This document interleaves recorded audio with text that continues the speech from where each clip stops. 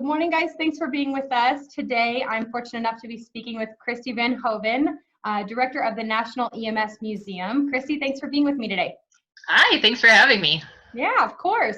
So, Kristy, I'm excited about you specifically because I'm profiling you as my first female on the podcast, too. Yay!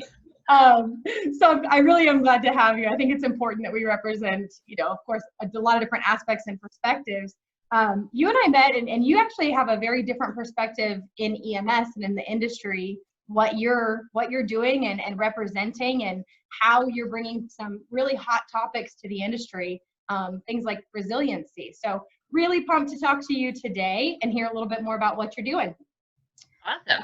So if you don't mind sharing with people who don't know you, kind of your path to leadership, how you got to where you are today with the National EMS Museum.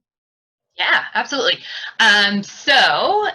First off, super excited that we're recording this in August on the 100th anniversary of the 19th Amendment. So girl power all the way around.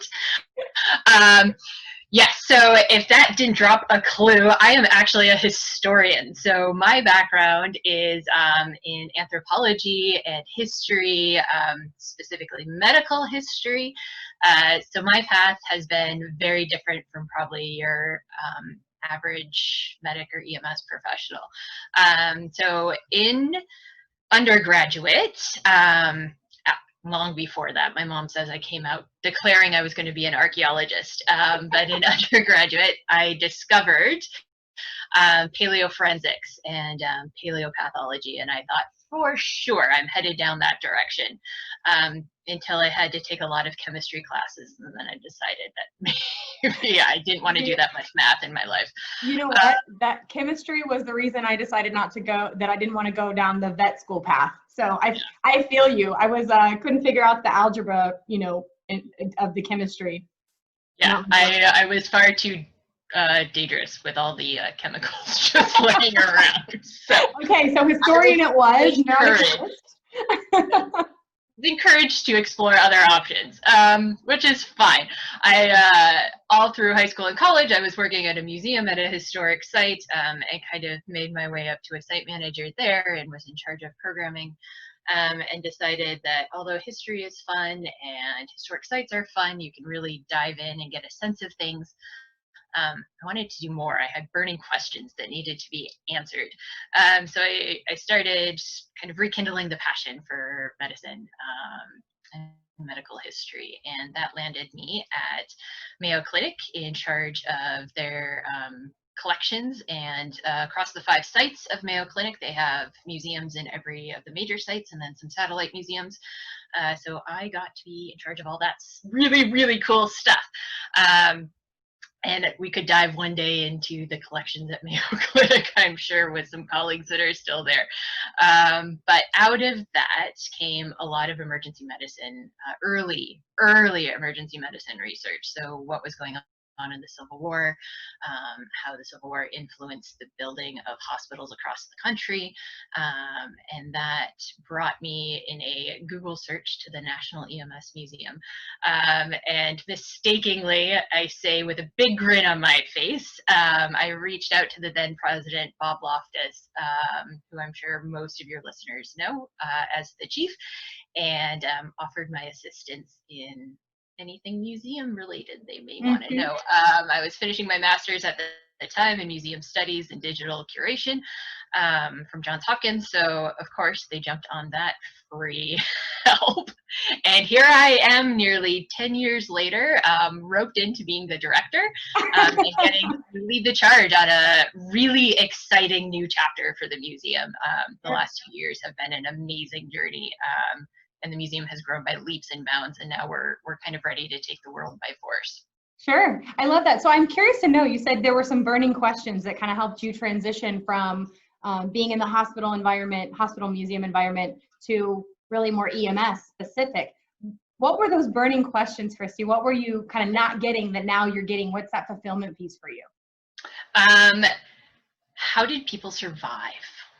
So I know that's a real obscure top level question, but we'd go through patient records and we'd I'd catalog these surgical drawings, and I would catalog battlefield photography, and how did people make it from their home and on to produce the next generation, in really crude terms, I suppose.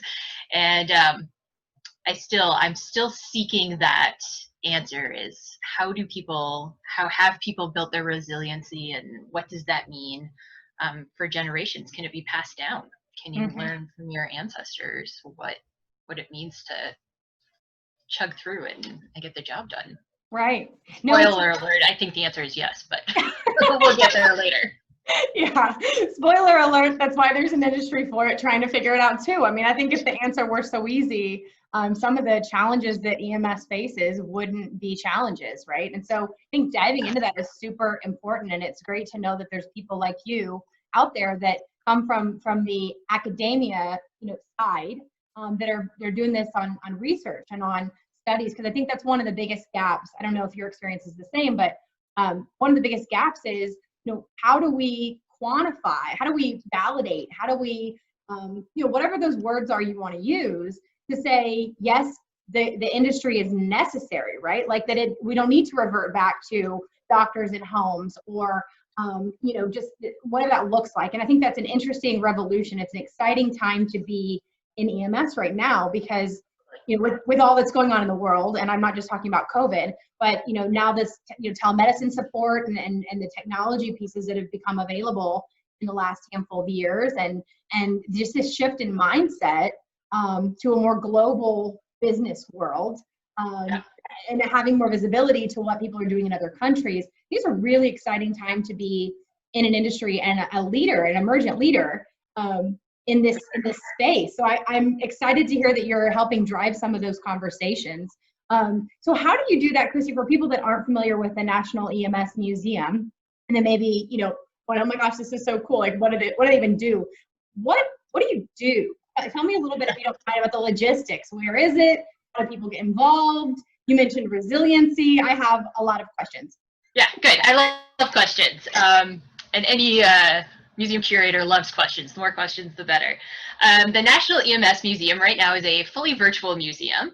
It's online at emsmuseum.org. Whole big website for you to explore, or any of the listeners to explore. And our primary focus we'll be celebrating 15 years in a couple of years. The primary focus was to save and share the history of EMS. So that in and of itself is kind of a contentious mission statement, because there are some very definite opinions about when EMS started. We all know the white paper happened in 1966, and it kind of changed the course for the industry. But prior to that, there was definitely pre-hospital care going on. And our newest exhibit that's going to launch at the end of the month, it's a physical exhibit that will start touring the country, is called Battlefield Medicine to Civilian EMS. So it looks at Napoleonic era, so 1800s onward, the innovations that kind of shaped pre-hospital care in the US. And so it's really exciting to be able to track that, not just the beginning in 1966, I say in air quotes, but what led to that. So exploring Freedom House and exploring the LA paramedics and the Oregon paramedic, Portland area, kind of how those systems developed and influenced, but even taking it back a step further to some of the earliest ambulance surgeons were women, and the first female doctors actually served on ambulance crews. Wow. Before they were allowed into actually practicing medicine. So we have a whole suite of women that we owe ambulance care to. So it's really exciting to explore all those avenues, and that's why the museum's here, is not only to save that, but then to share that story, and kind of be the leader in preserving and presenting the history of the industry. So there are tons of ways to get involved. I would say the easiest way is pick up the phone and give me a call. And we can have conversations like this and get you all excited about a project. One of our crucial needs right now is, one, volunteers to help research and design exhibits, because we'd like to get more on the road. Being fully virtual is super exciting. One, because we didn't have to shut our doors for COVID. Right. We could stay open the whole time. So that was one thing I didn't have to worry about, and all my museum colleagues were running around tearing their hair out about.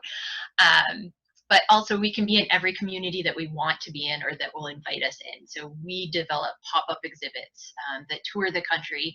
And just like EMS is in every community, the EMS Museum is going to be in every community, serving as closely as we can with our partners and our brothers and sisters working in the field. So that, of course, all requires funding, and anybody have an extra couple million in their pocket? Sure. Or if you're winning the lottery anytime soon, I'm happy to talk more about the museum. But Sure. in all seriousness, the museum is launching a few campaigns to, we have an ambulance we need to save, we have exhibits we need to get on the road, and we need help doing that financially as well. Sure. Well, happy so yeah, all of that. Happy to have you on and share the platform. I think there's a lot of people that are listening that are interested. And you've said a couple things that kind of sparked my interest. So what I heard was you are open, willing, and interested in people having conversations to create programs and projects. And so this doesn't sound to me like here at a typical museum. It's a really innovative concept, Kristy, to say, hey, this isn't a space and you go to it and you walk around for an hour and you spend $12 to, learn what you need to learn and walk away. It sounds like a really unique opportunity to have some really critical conversations, especially right now about, how does history play into the present and also the future?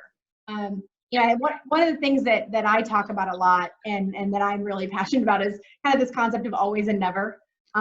Because I live in, different than most of our listeners and the clinical people, maybe not most of our listeners, but different than clinical people because I'm not self-clinical. I'm a very gray area kind of person, right? Like tell me, if you tell me no, I hear not yet, right? I'm like, okay, are not under those circumstances or not under that model. And I'm like, okay, back to the drawing board. Where do we go from here? So I think it's exciting to hear you say that you're looking for people, partners, both, from a venture standpoint and an investment standpoint, but also from a creation standpoint, which is super exciting. And I'm going, oh my gosh, who am I going to tag in this that can be in that space and can help, grow this program with you, if that's the vision. So I'm glad that you're here, and I'm glad we're talking about it. And I think two really key things we need to hit here is one, the National EMS Museum is your story. So the people that are listening, everybody has had an encounter with EMS, whether you work in the industry, whether you support the industry, whether your neighbor had a heart attack and you had to direct the ambulance crew, the medics into the right house, whether you had to hold back the other neighbors. We've all had an experience, right? I remember Andy, the ambulance coming, the little toy remote control ambulance coming to elementary school. Like we've all had an experience. So our museum is your story, and I can't tell your story. You need to tell your story. Right. So our collections aren't authoritative in that way. They are a unique collection of people who are willing to tell their stories, and I hope through stuff like this, we're able to get more people willing to contribute their story to the national EMS story because it's important. Right. Whether you serve in the industry or not, Sure. all of that is a valid story. And I think the other super completely jumping tracks point to this is as your museum, we can support you in your growth, in your training, in your education, in your healing. So I have a personal background with museums and healthcare, and that is one of the big reasons they've put me into the leadership position here at the EMS Museum is not only are we going to build the collections, around my museum expertise, and I hate using the word expertise. Well, you should, because you are. Yes. Well, moving on. I love it so much. I hate the stigma that comes with expertise. It is a passion, and I am passionate about it, and I want everybody else to be passionate about it too. So between your story and getting to share your story, we can offer in return a whole world of exploration in development, growth, and resiliency, which is so crucial to the industry right now. It is. So you're highly educated. You're working on your PhD, and you mentioned resilience. So I know that's a really hot topic for not just a lot of agencies who unfortunately have dealt with, the loss of their crews to suicide specifically, even at a higher rate lately with all the stress from lockdowns and shutdowns and job loss and COVID and all these new protocols. That it's a real conversation that's got to be being had. I think it's interesting, Kristy, that, maybe others are different than me, but I'd never thought twice about a museum playing a role in resiliency. Can you help me kind of connect those dots? Sure. Hey, if you've thought once about it, that's great, let alone twice. I know you. So, and hey, before we jump off of that, if I'm wrong, please forgive me, but I seem to remember, didn't you guys do a presentation at EMS World on the initial women in the industry? There was a presentation put together. Were y'all part of that? I was not part of that, but I have a faint recollection, and nobody come after me with pitchforks. That's what I was going to say. I'm like, maybe not. Never mind. Delete. Yeah. No, that some of those people had been involved previously, kind of on the periphery with the museum. Okay. Well, but yes, I always. No, it's all right. I was sitting in the back. I was involved. Yes. Well, yeah, that's about where mine was too. So shame on us as women in the industry not being more knowledgeable and sharing that. But anyway, I think there is a story being told, and it's not just about women, right? It's you and I are passionate about that because we're of that demographic, right? The same way we would be if we shared other passions. But this museum is about the full story and telling that full story. And you hit the nail on the head. Everybody's story is different. And so resiliency looks different to everybody. So again, sorry to redirect, but so if you'll help us connect the dots, round two. Round two. Stay tuned for our next episode. Resiliency, well-being, wellness, healing, they kind of all sit in the same realm. So generally when I do my elevator speeches, I kind of use those terms interchangeably. So there's my little asterisk before we start the conversation. I am hopefully, knock on wood, wherever there's wood, I am finishing my PhD from the University of Leicester very shortly. I've been at it for 5 years, looking at how museum collections and the museum experience can trigger in a very positive, very safe way, opportunities to heal. So whether that's through brain health and trauma recovery or physical recovery, community health and wellness, kind of resiliency within a larger community. Those are all kind of areas in which I'm dancing around, exploring what is a museum in relation to health. And through experiences at the hospital, through conversations with paramedics over my last 10 years, what I've discovered is the first step to healing is sharing your story, whatever that looks like. And if anybody was paying attention 5 minutes ago, the National EMS Museum is all about your stories. And every museum is about stories. So we think of them as these temples that have this stuff behind cases, and it's just a dusty old place, and there's security guards telling you not to lick statues. And I can say that because I'm married to one, and he comes home every day telling me about how many children were licking statues, and I'm like, aren't these children wearing masks now? That and also hashtag COVID. Right. If anybody wants a good break, I will send you to the Twitter page of the National Cowboy Museum, who had their security guard do social media takeover while they were locked down, and that he is hilarious. Anyway, I digress because I do that on museum topics. But health and wellness, what I've discovered through this research that we're working through is being allowed to enter into a perceived safe space, like a museum or like a library, like a gallery or a zoo or a botanic garden, there's something that triggers your brain that you can kind of leave your troubles at the door, in theory, and kind of engage in what's going on around you. Some museums are really good about creating an alternate universe in some ways. We can think about Grenfell Village, or Plymouth Plantation, or Colonial Williamsburg. These are all areas where you kind of just jump back into time and you can forget, the modern world until your cell phone goes off. But besides the point, we live in this little fantasy world, and it's fun. But while that's happening, you're relieving your own stress. You're letting things roll off your back, and you're going to come out feeling better than when you went in. We may not know what feeling better actually means, but it's happened. Something has happened where your emotions have changed. So think about why you go to a museum. Do you go there to pay $25 to go walk around and look at dusty stuff? No. You want to go be inspired by something. You want to go learn something. These are all positive reactions to an activity that you're doing. Perhaps you just want the kids to run their energy out, and that's okay, because that also relieves stress off of you, right? That takes pressure off of an adult. So there's all these avenues that museums are really great at inspiring, health and wellness and encouraging well-being. One of my case studies is the museum, Minneapolis Institute of Art, and we all know Minneapolis now because of the news. And George Floyd wasn't the first who lost his life thanks to situations in Minneapolis.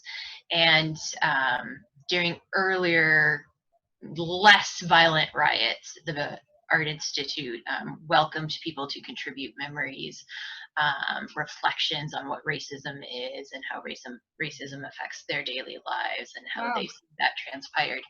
And the community curated a whole exhibit that went into this huge, gorgeous building. It is like your ideal version. Like, you think of an art museum, MIA is right there in kind of what you're visualizing. So they gave the community a gallery, and so the community became authoritative on what it means to experience racism, to experience loss through racism, and misunderstood kind of situations that led to death.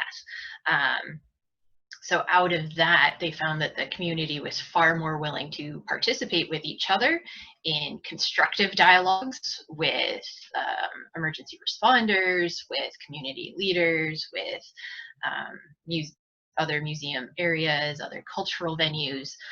So it really lowered the tempers a lot, allowing that safe space, that safe kind of authoritative voice to be had by the community that was feeling the most pain.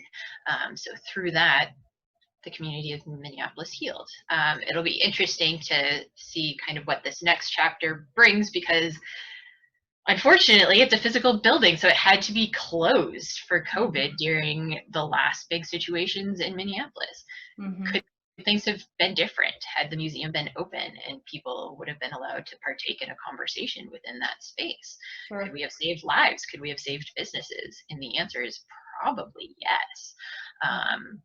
Which is a really surreal thing to think about, that museums actually save lives and can save community. I literally just got goosebumps when you said that, because it's so incredible to me. And again, why I'm so interested, and why I think, when you and I initially spoke, I was like, the answer is yes, but I don't know why, because this museum is so different. And not just the museum, but like I said, the concept of resiliency. And it's something that's so new, I think, that we're even discussing, similar to leadership. We've always had leadership in the industry. We've always had authoritative, powers and control. We've had leaders, and those are different, right? The same way that wellness is different than healthcare. There's some people in the agency, in the industry, I think rightfully so, say we do a lot of sick care. It's not healthcare, right? It's a different mindset. It's it's preventative versus reactive, and it's proactive versus reactive. And so it literally gave me goosebumps to hear you say that a museum can save a life, because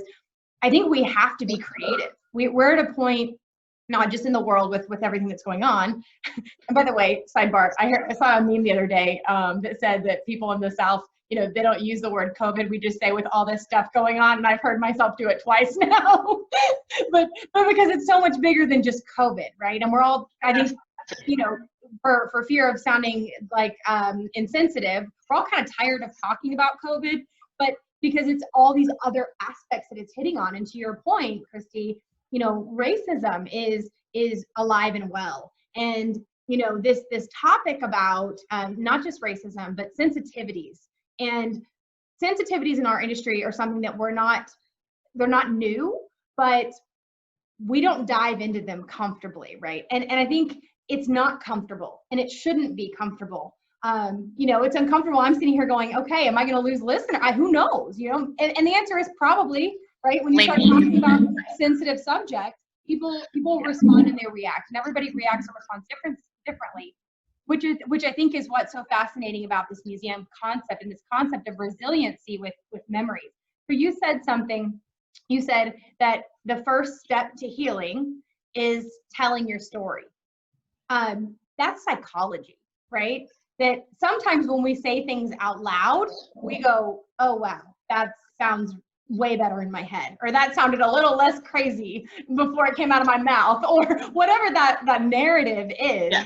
When you have to speak it out loud, it becomes your truth, or it gives you an opportunity to kind of work through it, rebuttal it, or debunk it, or work through it. So are there other steps, Kristy? Obviously this is an active conversation, that from that sharing your story, have you done any research on kind of those next steps and how that relates to the museum or just generally? Yeah, I think one of the interesting things that some museums can do, others are still working on decolonizing, if you will, and what their narratives are. But I think museums like ours, the EMS Museum, as well as a lot of the small community museums that all your listeners should go out and just jump in and say hi and see what they're all about. They need your help more now than ever because they've got nothing. What they can do is they can allow a space for your truth to be your truth.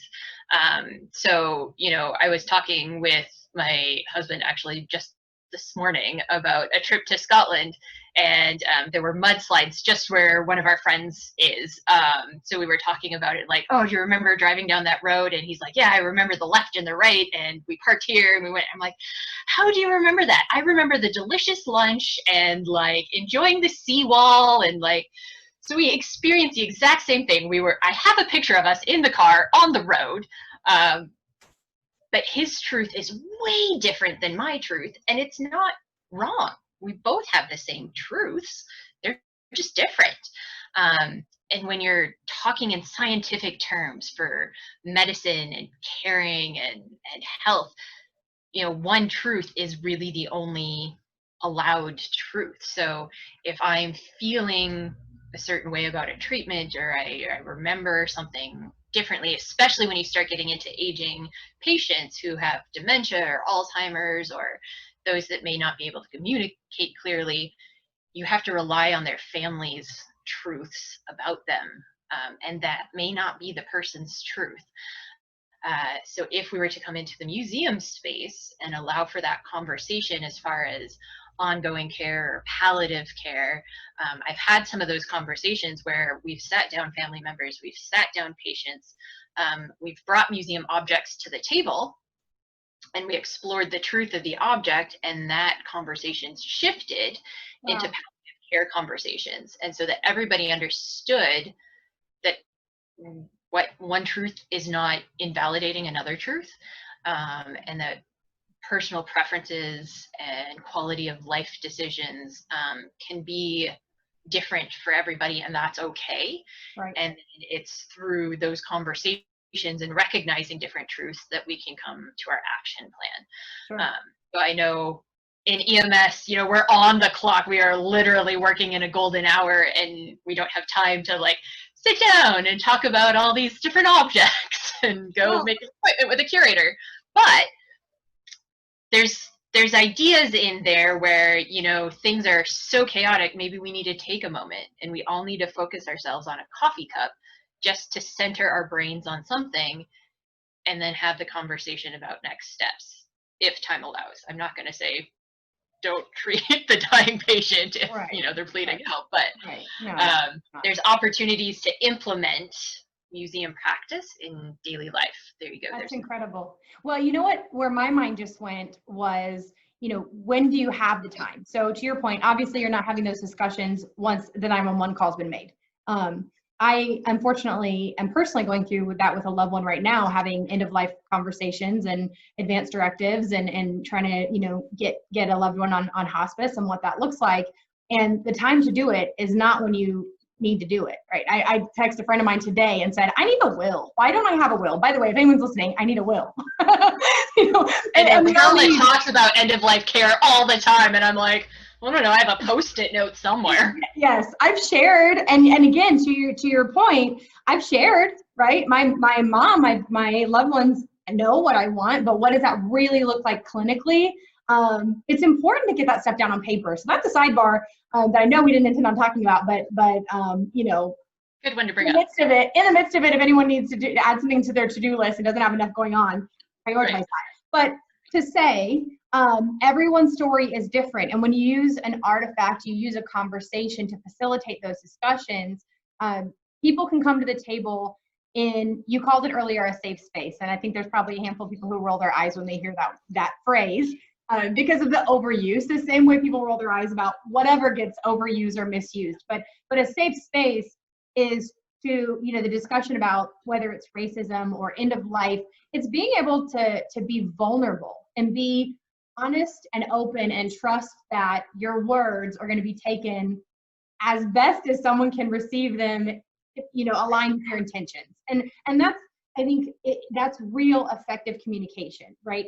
Transmitting information is not communication. It's way different. And I spent 4 years studying that, right? Is that communication does not have an underlying assumption of effectiveness, right? It's a transmission of information, but being able to have those hard conversations and those end of life discussions, those resiliency discussions about thoughts of suicide, discussions about, pains of trauma from the past and how they're affecting your life. Sounds to me, Kristy, like the museum is a level of, I don't want to say it's a replacement to, counseling, but for those who maybe aren't, willing, open, interested in having those clinical counseling discussions, might be a nice first step to just explore. Absolutely. I think for sure, it absolutely does not replace professional care. And that is a big banner that needs to go somewhere. Okay, I'll put it we are not therapists. We are not, some of us, not me, have background in psychology, but no, my background again is in paleoforensics, far away from the gooey stuff. Yeah. But I think to your point, safe space is also a neutral space.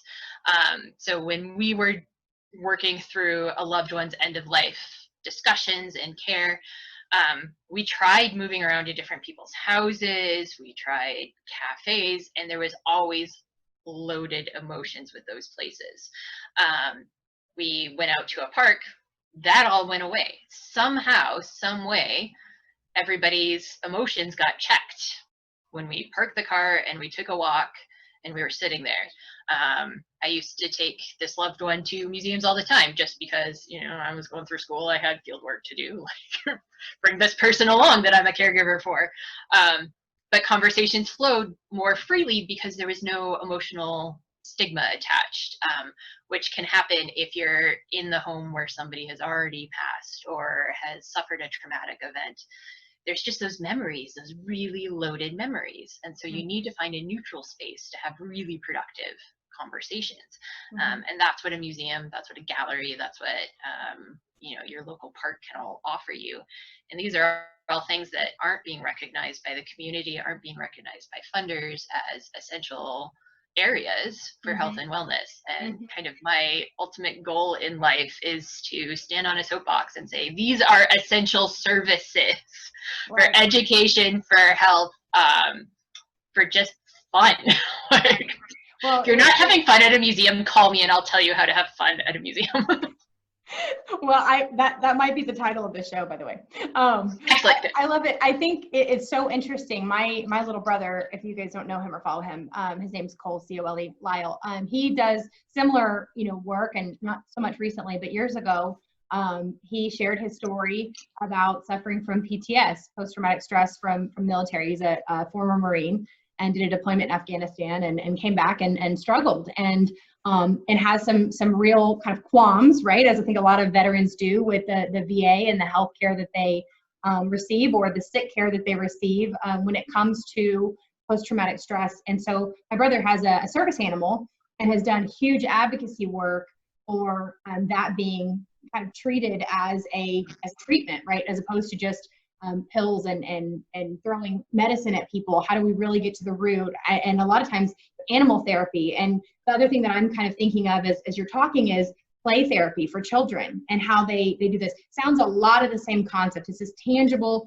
literally hands-on experience to be able to dive into it internally, right? To use your physical body to dive into what's internal, because all of those experiences, that's what happened, right? Something happened to our body, and our internal responded, and we don't always know that or see it or recognize it until something happens that triggers it, and then we lose it, right? and that's when we get to these points where there is no turning back, or we make decisions, end of life decisions or end our life decisions, right? And so I think it's a discussion that we've got to be having, and I'm happy to stand on the soapbox next to you and with you, Kristy, to talk about it and preach it, because I personally have seen and felt and lost, a friend a handful of months ago to suicide in the industry, who was a very dominant, vocal leader in the industry, worked for one of the private agencies, who ended his life. And it's tragic by definition, but it's hard. It's painful for people that are left behind. It's painful for people that are watching someone else go through and struggle. It's hard. And so, I think it's important that we choose our hard and we use the tools that are available to us to navigate what's hard and what's maybe not so hard. And so community is a big piece of that. So I am so appreciative that you took the time to stand on your soapbox with me on my show and to share your story, Kristy. You mentioned Scotland, and I'm jealous, just as a sidebar, because I'm going to jump on the plane with you when we can all get out of here and go somewhere. But Kristy, really appreciate your time. So if people want to continue the conversation with you, if they have a thought or an idea and an interest in the museum, want to find a way to celebrate, how do they continue that conversation? So you can find me on social, although I'm really guilty about not keeping up with Twitter. I will try and get more active on that. I personally am RX Muse on Twitter. Otherwise, the National EMS Museum is on all platforms. Absolutely follow us. Dive into conversations there.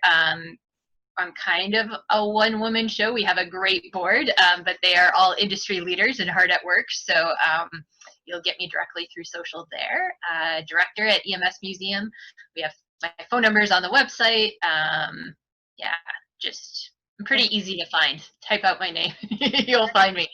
Okay, well, Kristy, Kristy, and Van Hoven, Vanhoven, for anybody who's looking for Miss Kristy. Thank you for being with me and taking the time to share your story, Kristy. Thank you.